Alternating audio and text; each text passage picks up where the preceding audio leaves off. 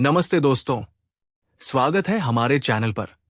आज हम बात करेंगे एक ऐसे प्राचीन ग्रंथ की जिसने भारतीय संस्कृति को आकार दिया, मनुस्मृति।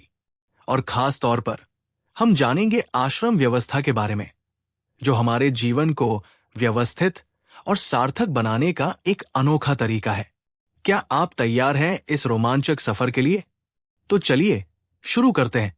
सबसे पहले, ये मनुस्मृति है क्या?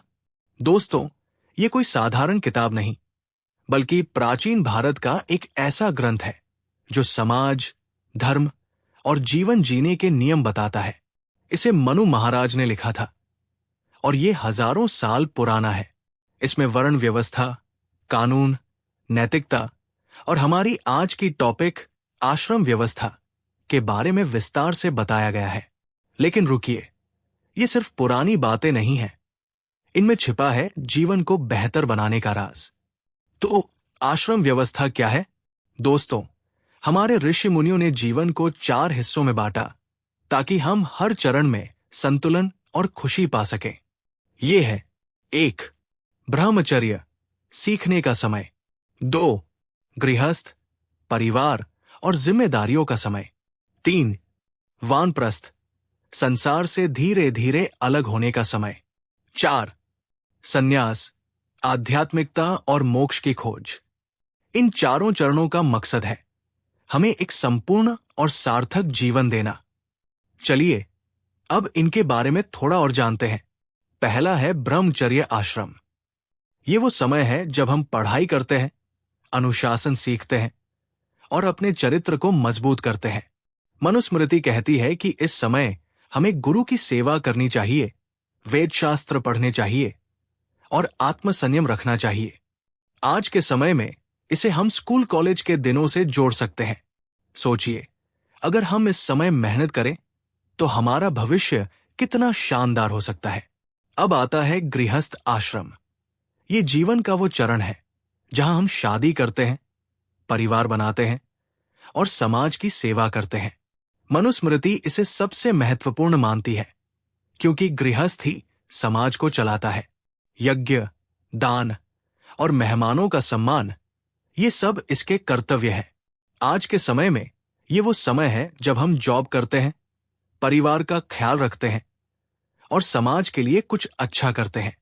तीसरा है वानप्रस्थ आश्रम। जब बच्चे बड़े हो जाते हैं और हमारी जिम्मेदारियां कम हो जाती हैं, तब ये समय आता है।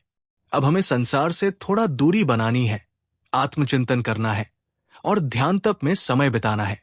मनुस्मृति कहती है कि ये वो समय है जब हम सादा जीवन जीते हैं और आध्यात्मिकता की ओर बढ़ते हैं। आज के समय में इसे रिटायरमेंट के बाद की जिंदगी से जोड़ा जा सकता है। और अंत में आता है संन्यास आश्रम। ये वो चरण है जब हम पूरी तरह संसार छोड़ देते हैं और सिर्फ ईश्वर और आत्मा की खोज में लग जाते हैं। मनुस्मृति कहती है कि सन्यासी भिक्षा पर जीते हैं और मोक्ष के लिए ध्यान करते हैं।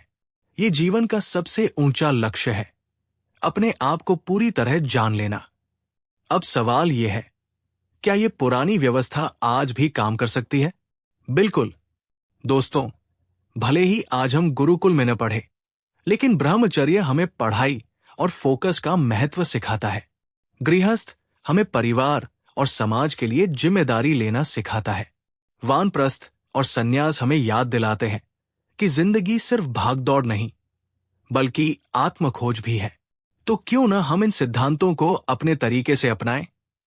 तो दोस्तों, ये थी मनुस्मृति की आश्रम व्यवस्था की खासियत।